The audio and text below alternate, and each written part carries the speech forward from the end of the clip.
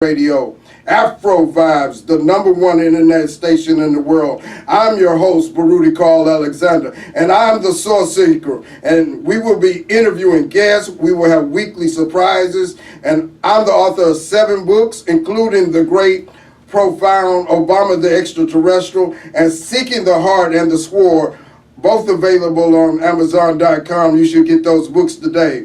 Sourceseeker is a media company. We write books, we sell books, we make videos. The Sourceseeker Hour will discuss current events, politics, and things relevant to society in an intellectual and profound discussion. This is the Sourceseeker Hour on Afro Vibes Radio, the #1 online internet station in the world.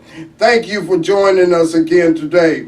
I hope you have a good time. We're enjoying our time so far, and we plan on having a great time.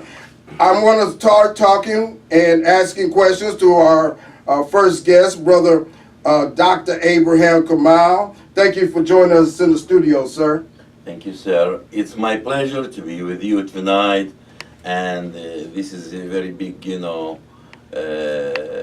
event for me in Houston to be with you in this program.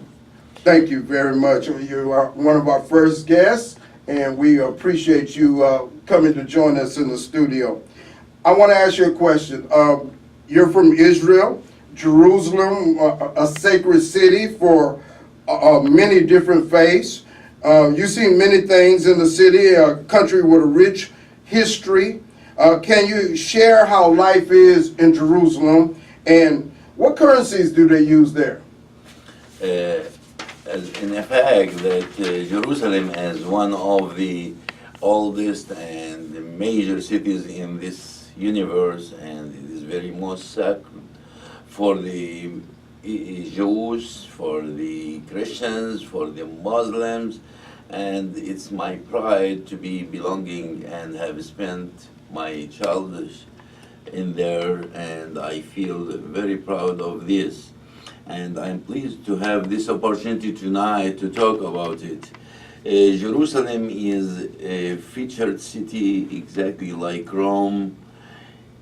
Everything in there talks about itself, and as a tourist, when you are walking in the streets or visiting certain sites, you feel it.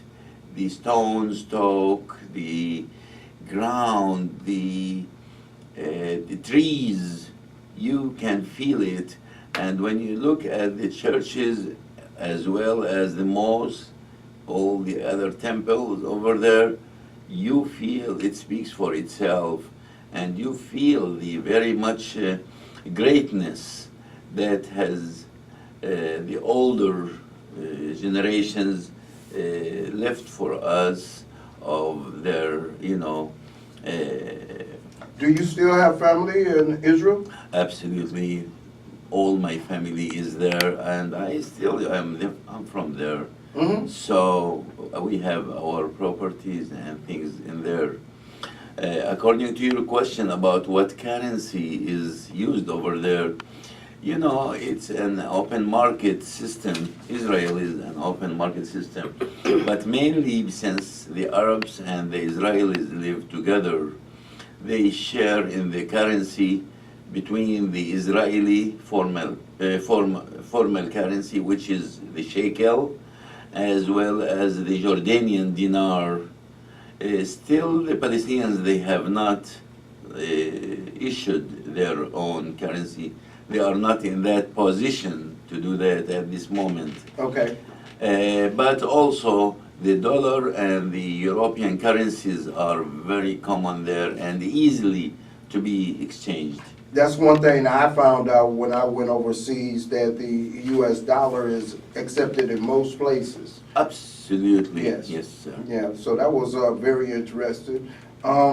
So how is it to interact on a daily basis over there? You have very sacred ground. Of course, the history of Jesus is associated with Jerusalem, and of course, there's a long history of Islam in Jerusalem. So you have 3 religions' views on sacred ground. How is it interacting and surviving day to day together? Absolutely, it is very much very normal to find the Christians, the Muslims, and the Jews living side by side with each other, and they are capable to deal in love and peace with each other. For me, as a Muslim, I take pride to be part of that city with the great friendship among Jews and Christians. Enlighten our audience, how long have you been in America? When did you first come? You know, I first come to America in 1980. Okay. But, you know, I got to study, then I left back home, and then I come back to America, then went back to Middle East, you know, back and forth. And what happened is, lately it has been like 15 years. I take pride of living together among Muslims and the Christians specifically, which is the Palestinian side, and we share every little detail of the life together with the love and peace. Can you tell our audience about the daily living? What are some of the differences living in Israel as opposed to living in America? Are there certain things you could point out? Yeah, I can tell you, but you know, Israel is a pattern of the Western style. Sure. So almost I don't see any difference between here and there. But still, the people, they have their own traditions and morals, especially the Arab side, like the Palestinians. They are different because they follow their own standards and habits. From a geography aspect, can you kind of describe what is the Palestinian side, the Arab side, and what is the Israeli side for those who don't know? Well, give us a little geography view. Absolutely. As you know, Palestine is one land, and due to the war in 1948, Israel was formed and took part of Palestine and called Israel. And the West Bank and Gaza Strip, they were under the Jordanian and Egyptian administrations. But after 1967, the war, Israel took over all the land. So it started to be in control over all Palestine, historical Palestine. The nature of the country is mountain and very much agricultural land. But you can easily distinguish between the Israeli and the Palestinian sectors through the advancement and the modernization. The Israelis, they are developing and take care of their part uniquely, like in America or any Western state. But the Palestinians are really totally ignored and left to nothing. Okay. Even their resources are used for the service of the Israeli economy, like the water and like... I know when I was in Arusha, I was amazed to come to understand that there were no regular restrooms like we understand here. There was also no lighting, so things went out at 6 o'clock when the lights went out. Is it like that in the Palestinian side somewhat? It's not exactly, but in Gaza, worse. In Gaza, it's living like for the nature, with no support, no development, no any kind of human consideration. Okay. And that is really very much shame on the modern civilization. Okay. To leave a people of 2 million population, you know, under the mercy of nature.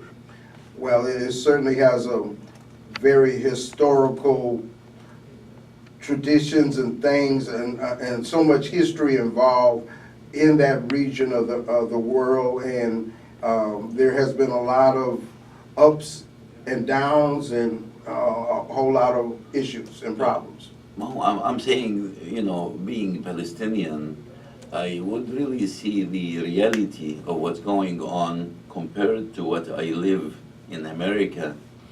The Palestinians are living in like the fifth degree of citizens. That's why I'm here. Okay. I'm educated. I can't live in home. I cannot find myself spending 5 or 10 hours on a curfew to Okay. get to my work, because by the end of that, by the time I pass that curfew, I will find my work is closed. So it's something like very very ugly really to describe. And this is really very much important to mention it here. Okay. Like the state of Israel is completely a discriminatory system. Okay. Really. Okay. We hope that the future holds better for everybody in that region, that they can find love, peace, and understanding. It's been so much strife, and we hope for one day that things can work out better. I would like to turn to some economic questions per your economic degree and some of the business background that you have. The new tax bill, what do you think, what advantages, what disadvantages may come from that? Yeah, I can say something about the advantages, let's say, and the most eminent thing for the people in 2018. There are like two major provisions for the year of 2017, I mean the tax year. The first one is the medical expenses deductions for those who are itemizing their expenses, so they will get a bit advantage since the threshold is down from 10% to 7.5 on the AGI. So that is kind of good news for people. The other one is also the standard deductions, which is doubled right now for the single, like 12,000, the single. So it's doubled from last year? Yes. Mhm. It's That's from pretty like good. That's something to look forward to. Yeah. Well, that's what I wanted to tell, the good news. Yes, You yes. know, and there are some changes like which are resorted to after 2018, like starting in 2019, which is not effect right now, and maybe it's early to make clear judgment about it at this moment, since it has just been issued. So I would say these are the two major provisions are maybe good news for the people. Now I want to ask, well, when we come back, we're going to take a break right now on the Sourceseeker Hour on Afro Vibes Radio, the #1 internet station in the world. Thank you. We're back now on the Sourceseeker Hour on Afro Vibes Radio, the #1 internet station in the world. We're talking with Dr. Abraham Kamel, a educator originally from Israel. He works in the United States here in Houston right now. And we were talking about taxes. He gave us some new insights. I want to ask them about one of the new rages that are going on in the economy. What do you think about this new Bitcoin thing? This is something like, very new idea, and I would say this is a very premature system of doing transactions because you don't have anything like tangible. Mm-hmm. At the same time, you don't have control on it. There is decentralization. No central bank can control these transactions. And it's made among like party to party, and it's something like very, very brand new. And actually the transactions has taken place only over the past 2 years, mainly last year, the 2017. It sure is the rage in some of the financial communities. I hear a lot of people talking about Bitcoin, silver coin, all these different kinds of coins and so forth. And pretty much like you, I don't necessarily see it, but with all the hoopla about it, I mean, I'm interested into what's going on. But right now, I just keep working into stocks and bonds and, you know, real estate. That's what I know. But I'm very interested in the Bitcoin and how it's going to go. And so I'm just looking at it, and we'll see how it goes. Everyone looks for that, of course, but you know, it's like kind of a fantasy for some people to go through. For me, at this moment, to be honest with you, I won't go for it because safety consideration. At the same time, it is not very much safe as well as popular. Okay. So it takes time, but I'm sure it will prove itself after a while, like every other, you know, sector. Each sector in this economy or in the universal economy has some developments, like the system of this the car, the renting car. You talk about an electric car, the Tesla? No, this system. What does it do? No, to call for a car, to hire, to rent a car. Oh, you're talking about Uber? Uber, like Uber, Uber. yeah. Like Uber, you know, I never really thought I was about thinking it. about calling an Uber today. I'm sorry. You sorry. know. Yeah, these advances and developments, you know, they are very scary for me. But some of them do work. I mean, I remember the time, and I know a lot of people remember the time when we had beepers. It works for people, it doesn't work for the others. And from my point of view, it is something, you know, I have a special, you know, opinion about it, really. Okay. I'm not for it very much, really. Okay. All right, well, I understand. Right now, I wanted to share with the audience some of my experience that I went through when I went overseas. The first thing I understood, and especially at the end, I came to realize is what a great advantage we have here in America. Because all of the customs houses that I went to in the airports, you know, you had to check in with customs, and there was not a level of sophistication that we have here in America. And I'm not putting anybody down, but I'm just saying we get used to a certain convenience. We get used to a certain way of accepting and seeing things. And it's not like that. I went to first, where we flew 15 hours over the Atlantic Ocean. I flew from Washington, D.C. to Dar es Salaam, Kenya. I believe that's the name of it. Maybe I got it wrong. Dar es Salaam. Dar es Salaam? Yes. Kenya? Yeah. Okay, yes. So we flew there first, and then we got on a different plane. I was on a 777 Ethiopian Airlines, but then, you know, and they have all the modern conveniences, but then we got on a very small plane, and you know, they just put the ramp down. We had to walk up there, which I had never done.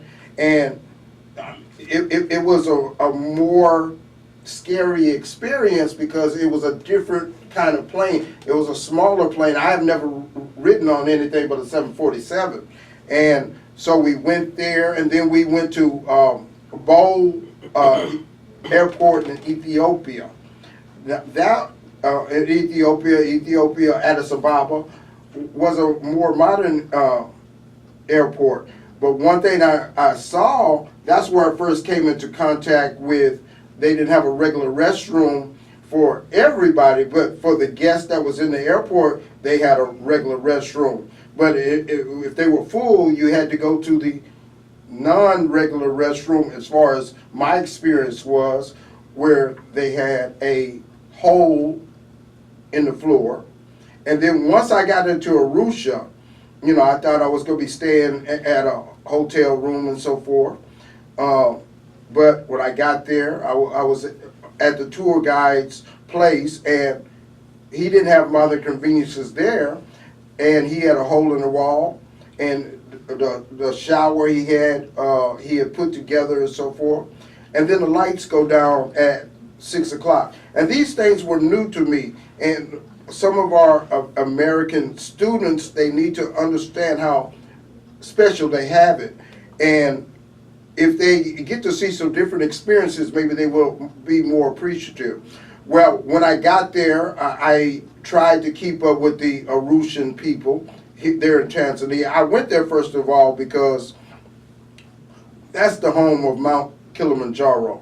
And many people say this is where all life started, in that region, Ethiopia, Kenya, Tanzania, and there's the Ngorongoro crater. If I'm saying that wrong, please excuse me. Ngorongoro crater, I think it's called. And in that crater, it's about 5 miles wide, and they say that the atmosphere inside that crater is slightly different than the outside of the crater. And some scientists say that that is where life started, where the alien spaceship landed, and they went from there to populate the earth. That's a theory. Also, Arusha, Tanzania, and of course crosses into Kenya.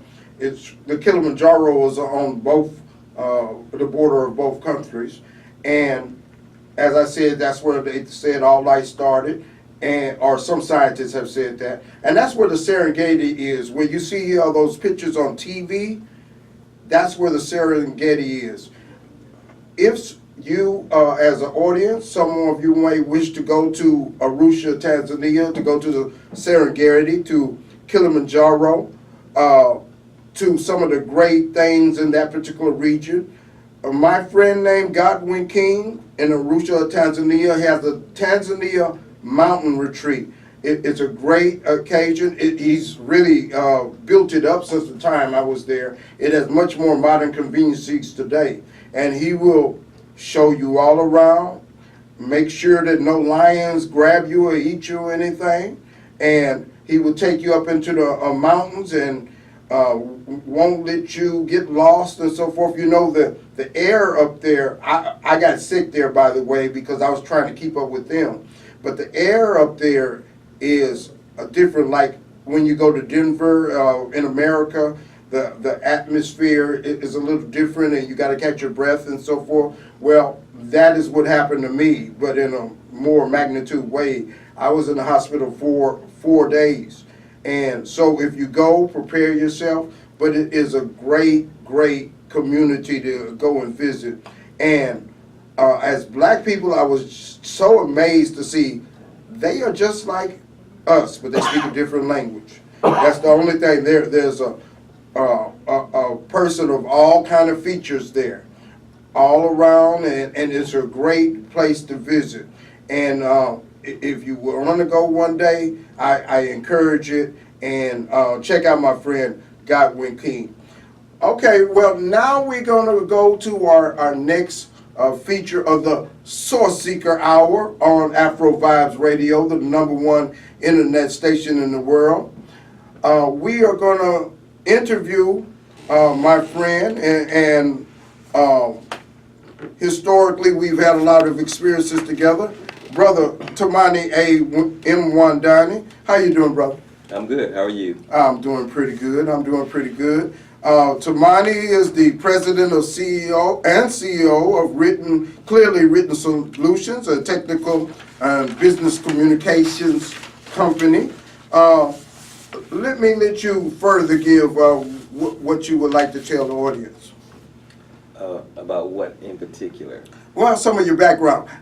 This I didn't know about you. I knew you was in the Army, but I didn't know you were an expert marksman, and you have a background in infantry and so forth. And I also didn't know you had went to all these particular different countries around the world when you were in the Army.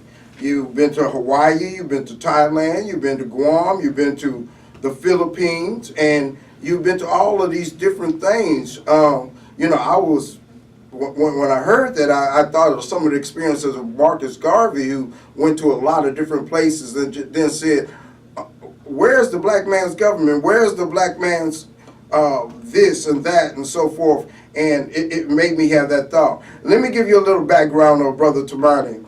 He's a revolutionary and religious product of the Shrines of the Black Madonna, the Pan-African Orthodox Christian Church. He's learned under the tutelage of Mbayu Chewy, Reverend Cardinal Mbayu Chewy, and under the guidance and direction of the founder and first Holy Patriarch, Jeremiah Baby Ajamin. You know him as Reverend Albert Cleage, the father of the liberation theology, and as a member of the Shrines, Tamanani served as a missionary and adult youth group leader and many other duties. I have some knowledge of that. I was a member of the Shrine also, and we still have a kinship for the Shrine. Also, currently, Brother Tamanani, he oversees the management and growth of Messiah Global Investments, an investment firm.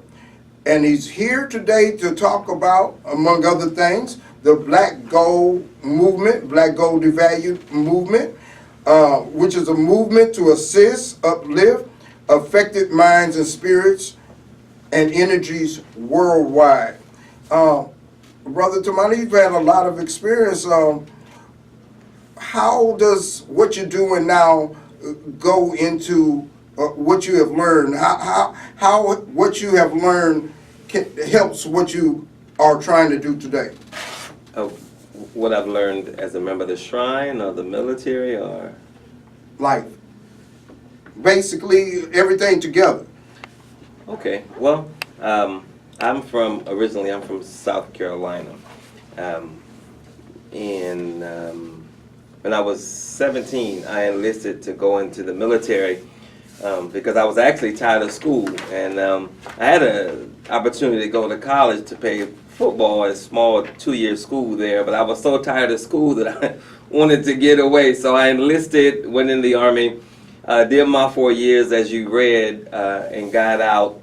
But while I was there, I would have to say that was my first, revolutionary awakening. Being a young man from South Carolina, like probably most of us in this country, you learn so little through the education system about who you are as a black person in this country.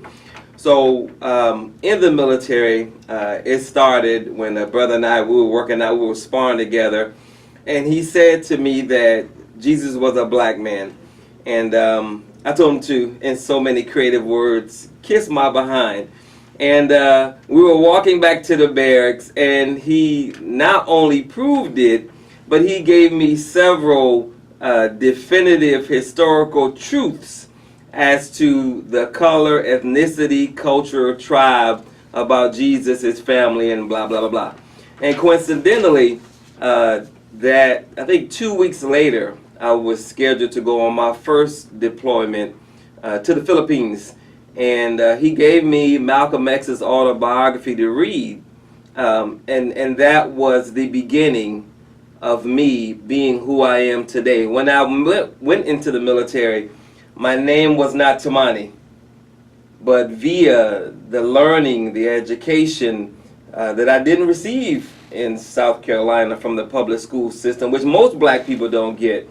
Most black people, especially brothers, men, they get their reawakening or their first awakening either in the prison system or in the military because they are exposed to different cultures and different things. So when I read Malcolm X's autobiography, that just totally put me on a completely different path of not only the issue of black and white here in America, but what one man can do when he puts his mind to it regardless of his background.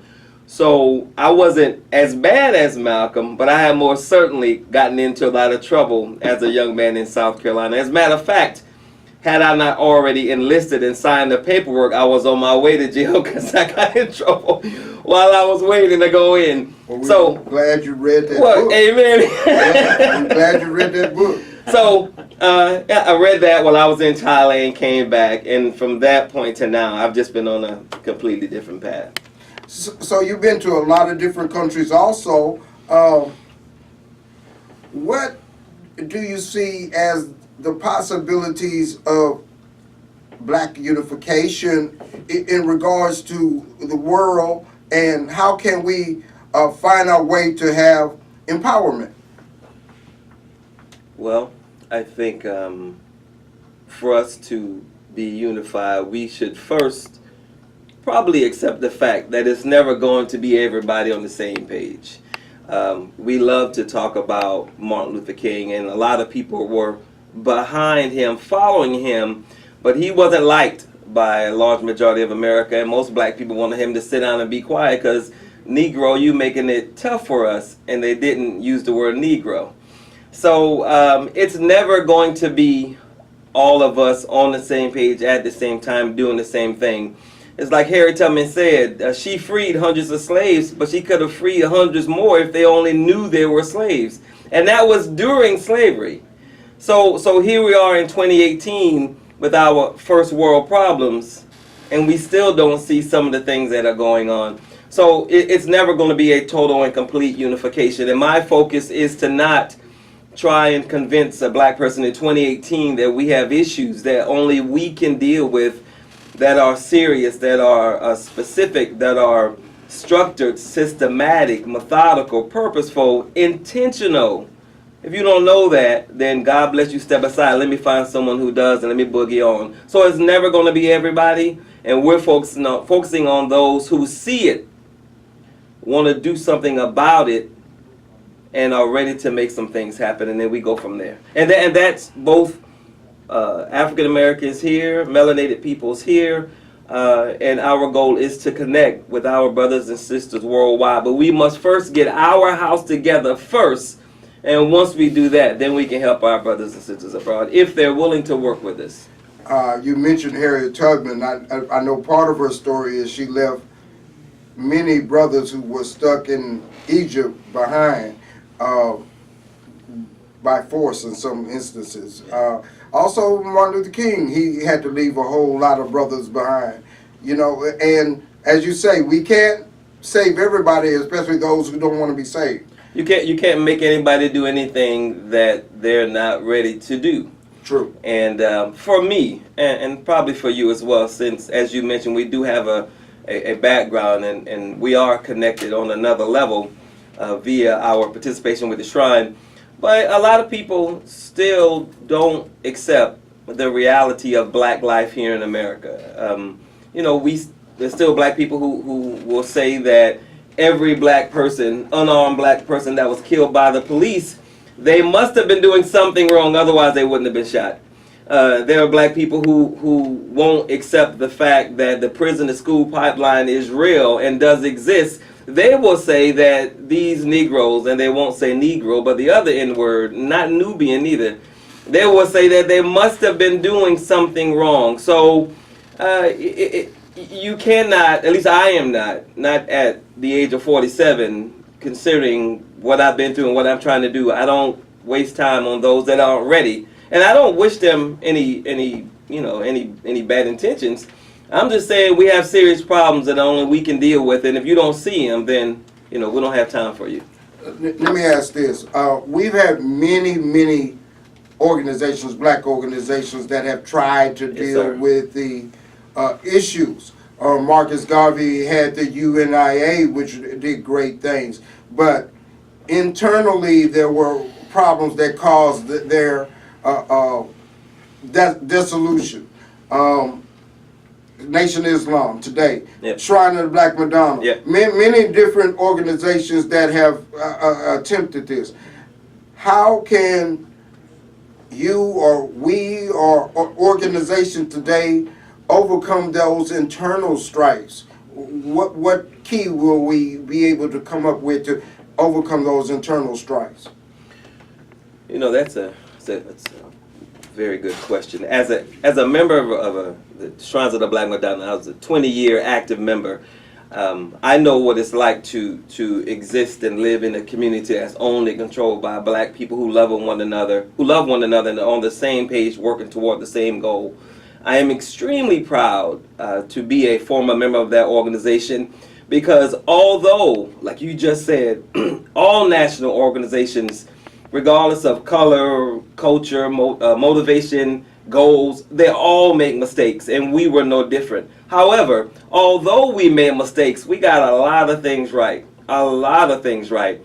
And one of the things we got right is that we were able to not only intelligently speak to the slave cultured mentality of black people, but more importantly, we had a process, a systematic process to get that individual back on track to being the African he was born to be and connect him or her to his group.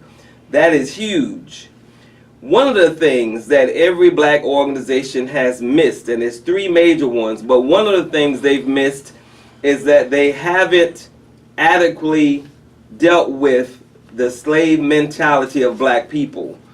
I'm constantly, well, not constantly, I try not to, but black people on Facebook every day, all day, posting stuff, and they act as if they're doing something. You post something, a black fact or African fact or a meme or whatever, and you think you're doing something. But at the end of the day, you're not changing the minds of a people who have been through a process to create them a non-people. Slavery done a serious number on the psychology, the mentality, the spirituality of black people. And if we don't deal with that, which goes to your question, if we don't deal with that, then we'll always have a group of people who have the crabs in the barrel syndrome, because we don't see one another as brothers and sisters. I understand that if you don't make it, I'm not going to make it. You understand that vice versa. But a lot of us don't understand that, and we don't understand that, and we actively work toward our own progress and advancement because we've been conditioned to do so. So one of those things, per your question, that those organizations did not do an adequately job addressing is the niggerized mindset of black people here in this country. And that's one thing out of the three major issues that those organizations have had, as I see them per my research and understanding. Yes, so you mentioned one being slave mentality, and then you said niggerization of black people. Both of those are kind of the same, are they not? To a certain extent? Yes. But, okay, all right. Yes, okay.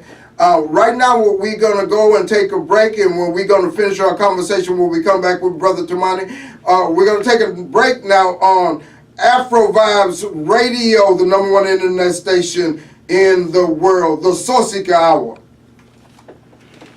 Yes, Brother Tamanani, I hear what you're saying, but I must say also throughout the history of black people, we have been, in a lot of ways, even back in Africa, our own worst enemy.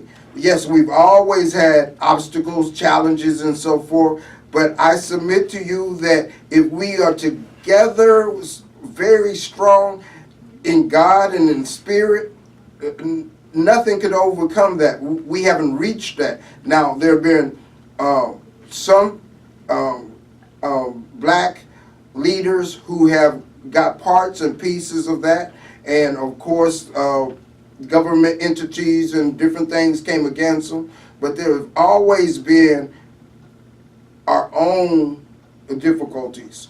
How can we get past that? I see in your movement that you've asked for one leader and a coordinator from major cities in the country.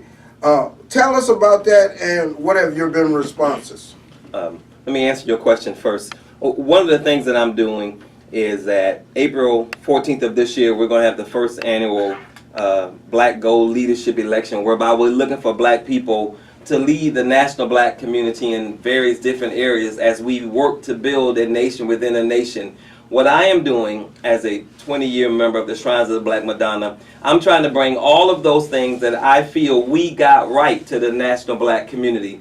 I am looking for other black people from other organizations who have some other things right as well. So as a collective group, we have a nation-building best practices, if you will, covering multiple areas from agribusiness to spiritual healing and well-being.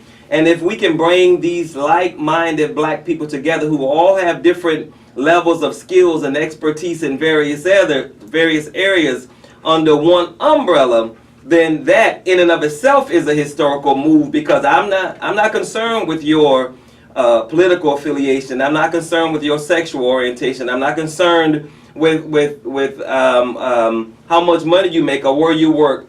I'm concerned with four primary things. One, you understand that we have a problem as a people. Two, you understand that only we can fix it.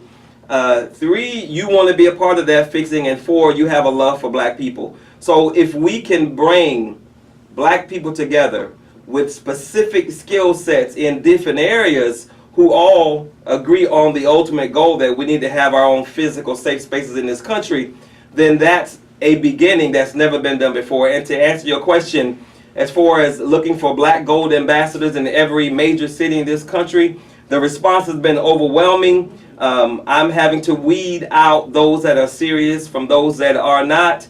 But I am constantly talking to people every day. I have maybe at least 2 conference calls a day and one-on-one conversations of people from around the country who say they're ready to do something. They simply don't know what to do. And that's why that election is going to be so important, because we'll be able to have people who know what they're doing in multiple areas, show the national community what to do so we can move forward as a people. Let me throw 2 aspects at you that I have learned from black organizations that were one of the big problems that they had. I want to go back to Marcus Garvey's organization. He expanded so deeply without building a nucleus, and it's hard to criticize anything that profound black man did, but at the end result, because he had a shipping company, one of the biggest shipping companies that a black man had. Yes, sir. Yes, and then he had grocery stores, and he was in several different countries, especially in Latin America. Right. But he did not build a strong nucleus that, you know, he probably should have took a little bit longer to build that little strong nucleus and send his ambassadors out. Now, as a member of the Shrine, one thing that happened was somewhat the crabs in the barrel syndrome, because we stopped expanding, and had we continued expanding, we would have had an opportunity for different people to go out and not be on each other's space. So the people who had been in one area for a long time and new blood came in that area, and if they didn't have anywhere to go, everybody kind of felt a little threatened and didn't have the space from one another. And had there been an opportunity to keep expanding economically as well as physically, it might have had a better chance of expanding. So those are 2 aspects. One expanded too fast, one did not expand at the right pace. So what you're doing is looking to go to different countries, different cities, major cities, but at the same time, are you building a nucleus that will be able to strengthen your ideal, what you're trying to do? That's a lot. Our ultimate goal is to create physical safe spaces where black people can be. We can educate our children, protect our women, give something for our elders to plug into, and we can have a community that we own and control. So ultimately, in every major city in this country, we want to build or rebuild a Black Wall Street, a self-sufficient, self-contained community that's owned and controlled by black people. And we want to have those in as many cities as possible in the U.S. We want to be like Chinatowns. If you go to Google and you type in Chinatowns in the USA, you click one of those 3 Wikipedia links and you'll see that there's a Chinatown in every major city in this country. We want to do the same thing. We can and we should, but it starts with that leadership. And then those 3 things that I said that those organizations have gotten wrong, not understanding the black mind, not preparing the next generation for leadership, and not ensuring that the people who are part of the movement can financially benefit from what the movement creates. And all of those things will be an excellent proven bulwark against those things that destroy the organizations from Marcus Garvey to now. Okay. We are going to get ready to wrap up. I thank my guest, Dr. Abraham Kamel, for being here and sharing with us some of your insight and some of your experience. I thank you, Brother Tamanani, for sharing with us what you're trying to do in your movement. This is the Sourceseeker Hour on Afro Vibes Radio worldwide. Afro Vibes, the #1 internet radio station in the world. I'm your host, Baruti Call Alexander, and I'm the Sourceseeker. Sourceseeker is a media community. We write books, we sell books, we make videos. The Sourceseeker Hour will discuss current events, politics, and things relevant to society in an intellectual and profound discussion. If you're interested in getting involved or wish to talk to one of the guests, if you want to argue with Tamanani, Tamanani, can you tell them how they can come and argue with you? Yeah, if you want to have a conversation with me, you can email me at theblackgoldnation@gmail.com, and we can set up a time to have a conversation or a conference call or video conference or whatever works. Dr. Kamel, do you have a contact in case somebody wants to talk with you? I would be pleased to do that. My KAMEL KAMAL __ Ibrahim starts with I. Abraham starts with I. Yes, at Yahoo. At Yahoo.com. At Yahoo.com. And I'm Baruti Mbakishe. I'm Baruti Call Alexander, the Sourceseeker. You can call me at 346-202-4963 or instant message me, Baruti Call Alexander, on Facebook. My email is sourceinternational7@ymail.com. You can come and talk to me anytime. If you want to get involved with what Sourceseeker is doing, get in contact with me. This is the Sourceseeker Hour on Afro Vibes Radio, the #1 internet station in the world. You can tune in on many different channels. Just type in Afro Vibes online. Baruti Alexander, Baruti Call Alexander, the Sourceseeker. This is the Afro Vibes Radio, the Sourceseeker Hour on Afro Vibes Radio. Thank you, everybody. Thank you very much for joining us. We'll see you next time on the Sourceseeker Hour. Thank you. Have a good day.